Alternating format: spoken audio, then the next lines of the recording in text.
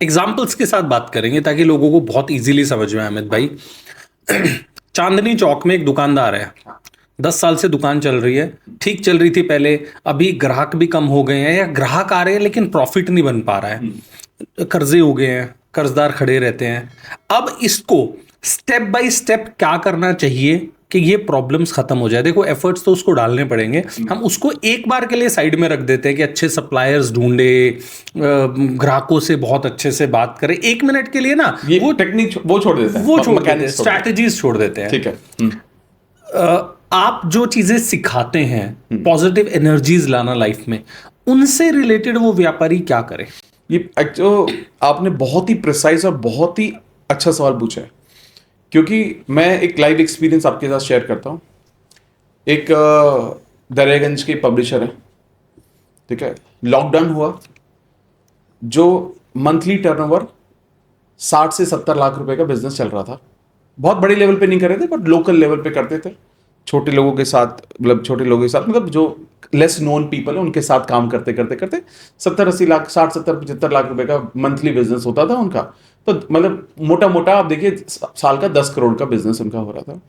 Lockdown हुआ, lockdown के बाद आप ये समझिए कि 20% पे वो रह गए, ठीक है। And I happen to meet them after lockdown. मैं उनसे मिला, किसी दोस्त के रेफरेंस से मिला था, और ऐसी कुछ मीटिंग के लिए नहीं मिला था, ऐसी बात कर रहे थे। तो उन्होंने पूछा, अरे सर आप तो बड़ा पॉजिटिव बातें करते हैं, तो हमें क्या करना चाहिए, व्हाट डू यू थिंक? मतलब ऐसे बहुत अच्छे पर्सन है, तो ऐसे फ्रेंडशिप में हम बात कर रहे थे। तो मैंने उनसे पूछा कि व्हाट डू यू थिंक, आपको क्या लगता है, आप क्या सोच रहे हो, आपके मन में अभी क्या चल रहा है? तो फिर मैंने उनको बोला, मैंने कहा एक पेपर देता हूँ मैं आपको, आप इस पे लिखो आपके मन में क्या चल रहा है, पैसों को लेकर आप क्या सोच रहे हो, या अपने काम को लेकर आप क्या सोचते हो।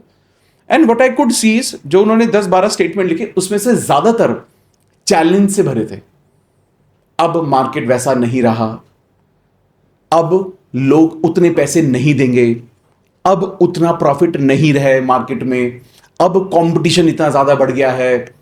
अब ये जब मैंने समझा, तो मैंने उनको बोला कि जब आपके हमारे जो थॉट, ये आप क्या कर रहे हो, आप इसी को मल्टीप्लिकेशन कर रहे हो। फिर मैंने क्या किया, तो उन्होंने लिखा, मैंने एक और शीट निकाली, तो मैंने कहा इनका ना, जो भी आपने ये स्टेटमेंट लिखे हैं, इनका अपोजिट स्टेटमेंट आप बनाओ। तो उन्होंने बोला कि अब मार्केट में कंपटीशन बहुत ज्यादा है। तो मैंने राइट हैंड वाले शीट पर मैंने उनको बोला कि अब ये लिखो कि अब मार्केट में कंपटीशन कभी था ही नहीं और बहुत सारी अपॉर्चुनिटीज है। हर स्टेटमेंट के अगेंस्ट एक डिफरेंट बिलीफ की हमने एक स्टेटमेंट क्रिएट कराई, और मैंने उनको बोला, सोचिए कितना सिंपल काम था कि आप एक काम कीजिए, सुबह उठकर हर रोज भगवान को जब हाथ जोड़ते हैं, भगवान को हाथ जोड़ने के बाद आप ना इस शीट को आप डेली पढ़ना शुरू कर दो आप, and repeat it 2 times 3 times 4 times, जितना भी आपको कंफर्टेबल लगे, वर्बली बोलते हुए आप इसको रिपीट करना शुरू करो।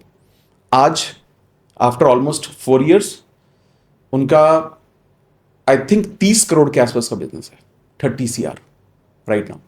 अब ये सोचो कि कोई टेक्निक नहीं बताई मैं बिजनेस एक्सपर्ट भी नहीं हूं, मैं तो बिजनेस, बट मेरे को पता है कि इंसान जब रुकता है ना, वो यहीं से रुकता है, और वो यहां से रुक गया ना, वो कितना भी एक्सपर्ट हो, कितना भी कुछ जानता हो, तो वो नहीं कर पाता। आज के टाइम में अगर देखिए, आप समझिए, अगर आज इंडिया जैसे जगह पर बिजनेस करना, कैसे करना चाहिए, क्या इसके लिए वीडियोस अवेलेबल नहीं है? आप जैसे कोचेस भी अवेलेबल हैं, जो लोगों को हेल्प कर रहे हैं, मदद कर रहे हैं, कि भाई टिप्स दे रहे हैं कि बिजनेस को कैसे ग्रो कर सकते हो। आप तो ऑलरेडी बहुत एक्सपीरियंस्ड है।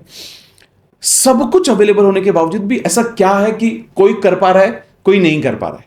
इसका कारण है कि लोग मेंटली स्टक हैं, उनके अपने ऐसे बिलीव्स हैं जिनको वो क्रॉस नहीं कर पा रहे। और हम सबको ये समझना पड़ेगा, पहला स्टेज जो सबसे इंपॉर्टेंट स्टेज होता है, वो होता है अवेयरनेस का।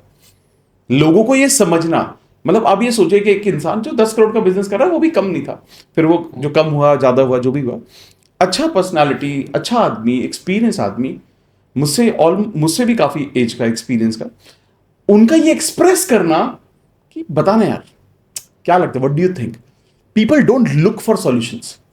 अगेन, आप जो ढूंढोगे वो आपको मिलता है। आप ढूंढ रहे हो कमियां, स्कार्सिटी, नॉन अबंडेंट थिंग्स, तो आपको वो मिलेगी। तो किसी भी एरिया में अगर किसी को भी प्रॉब्लम ऐसा महसूस होता है सॉरी, तो उसके अपोजिट लिमिटिंग बिलीफ्स बनाकर उसको अपनी प्रैक्टिस में लेकर आना चाहिए, ताकि वो नए बिलीफ्स क्रिएट होना शुरू हो।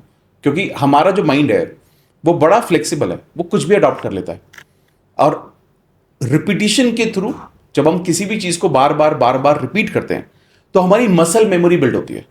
फॉर एग्जाम्पल, अगर हमने कभी भी फॉर्मूले हमें याद नहीं है कि हमने कभी वंदे मातरम स्कूल में याद किया था क्या, जनगण मन कभी याद किया था, कभी याद नहीं किया, लेकिन हम अभी लास्ट टाइम गाए भी बहुत दिन हो गए होंगे, फिर भी हम गा देंगे।